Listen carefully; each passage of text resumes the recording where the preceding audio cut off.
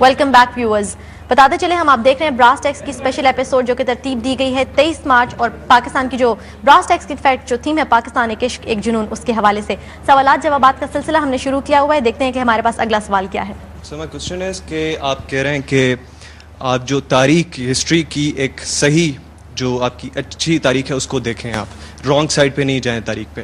پر جو سر جو ہسٹری میں بکس میں پڑھتا ہوں یا جو ایک ریئل ہسٹری ہے جس میں دیکھتا ہوں کہ 20 یا 30 سال میں پاکستان کا ایک ایکول پارٹ وہ ہم سے جدا ہو جاتا ہے، ایسٹ پاکستان الگ ہو جاتا ہے، ٹھیک ہے. اور اسی تاریخ میں دیکھتا ہوں کہ 4 ایلیگل ملٹری کوز میں پاکستان کے اوپر دیکھتا ہوں، ٹھیک ہے. تو اس چیز کو آپ سر کیسے جسٹیفائی کریں گے؟ یا ہماری آئیڈیالوجی اتنی اسٹرانگ تھی پاکستان کی تو ایسٹ پاکستان سر کیوں ہم سے جدا ہو گیا؟ اور دوسری بات آپ نے کہا کہ جو کانکویسٹ کی تھی مسلمانوں نے آپ کی یورپین پینسولا پہ گئے تھے، اسپین پہ گئے تھے، اس پہ گئے تھے. اور سر جو بڑی سویلائزیشنس ہیں European civilization like England, like France, جرمنی، اس کی طرف مسلمانوں نے کیوں نہیں دیکھا؟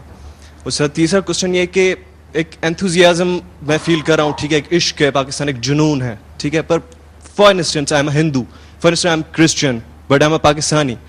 تو میں ان اسلام کی باتوں سے سر میں کیسے وہ انسپائر ہوں گا؟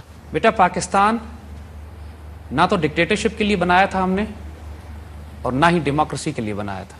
جب پاکستان ہم نے بنایا تھا نا تو علامہ اقبال کے آئیڈیلز پہ بنایا تھا. یہ جو آج آپ کو سیاستدان سکھاتے ہیں کہ جمہوریت اس ملک کا علاج ہے، جھوٹ بولتے ہیں.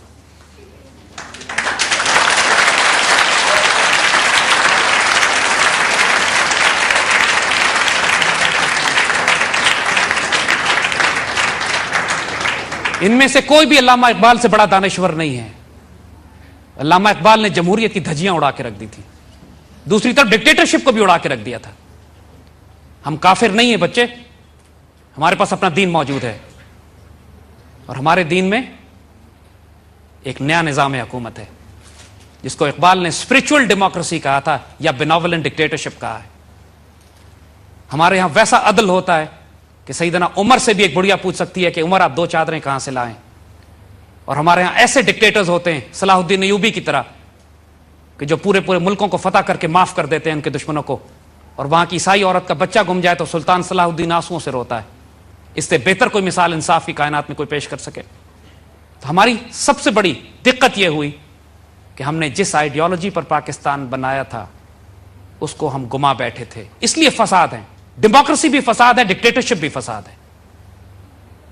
قائد اعظم نے جب آخری تقریر کی ہے کراچی میں اسٹیٹ بینک کے افتتاح کے موقع کے اوپر، قائد اعظم نے کہا، جن کو دنیا سیکولر کہتی ہے، قائد اعظم نے کہا ہے کہ مغرب کا اکنامک ماڈل جس کی بنیاد بینکنگ سسٹم کے اوپر ہے، اس نے دنیا کو تباہی کے دہانے پر کھڑا کر دیا ہے، دنیا کو تباہ و برباد کر کے رکھ دیا.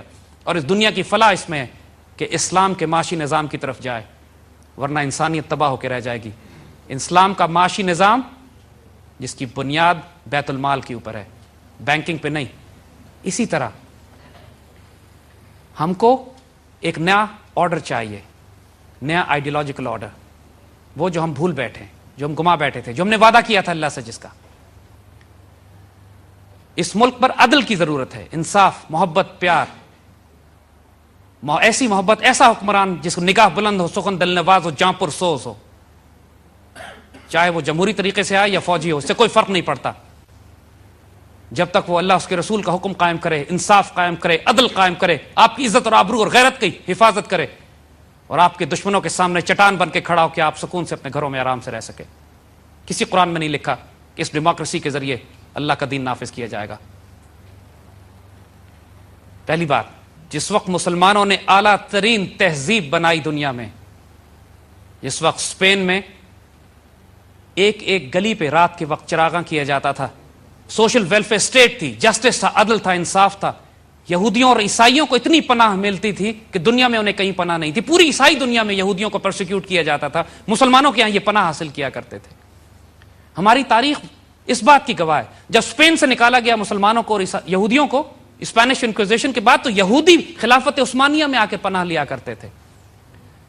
اور دوسری بات، وہ تمام ٹیکنالوجی اور سائنسز جو ہمارے پاس تھی وہ تو یورپ آیا کرتا تھا، مڈل ایسٹ میں، بغداد میں، دمشق میں اور اندلسیہ میں پڑھنے کے لیے. اور وہ حال لٹرلی یہ تھا، پورا یورپ ڈارک ایجز میں تھا. وہاں پلیگ کی وجہ سے، غلاظت کی وجہ سے، لندن اور پیرس اور فرانس میں آپ گاڑی گلیوں میں गधा गाड़ी घोड़ा गाड़ी नहीं चला सकते थे, इंसानों को जिंदा जलाते थे वो जादूगर डिक्लेयर करके।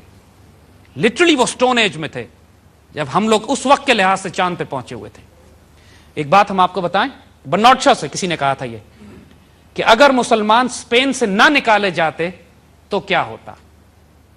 आई अज्यूम ये बर्नार्ड शॉ का स्टेटमेंट है, but needs to verify this, but still one of the western philosopher who said, पूछा गया कि अगर मुसलमान स्पेन से ना निकाले जाते तो क्या होता, कहते कुछ ना होता, इंसान चांद पर 100 साल पहले पहुंच जाता।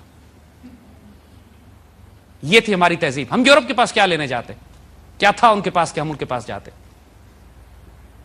जब वो हमारे पास आए और हमारी हुकूमतें जब बनी है, खिलाफत उस्मानिया के कई सौ साल, स्पेन के 800, मुगलों के 1000 साल इस्लाम में, आप ये देख लीजिए कि हमारा रवैया उन अपनी अकलियतों के साथ क्या रहा है।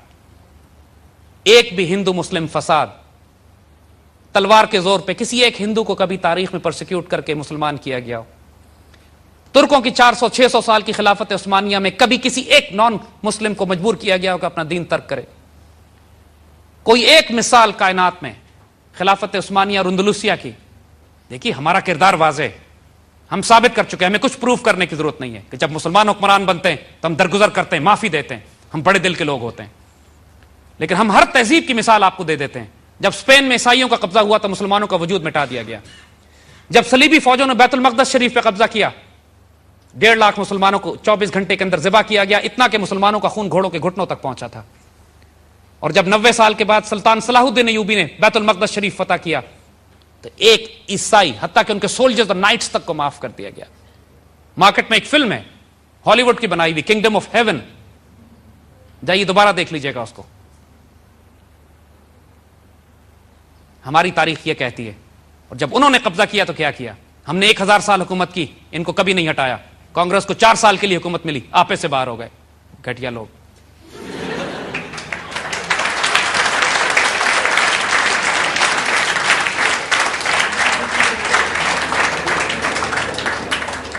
And sir, coming to the third question that he asked basically कि if you're not Muslim, आप क्या इंस्पिरेशन होनी चाहिए पाकिस्तान को आगे लेके जाने के लिए? फिर बेटा उस सवाल का जवाब हम दे चुके हैं आपको कि इस मुल्क में पूरी टॉलरेंस और मोहब्बत और प्यार और आज़ादी है।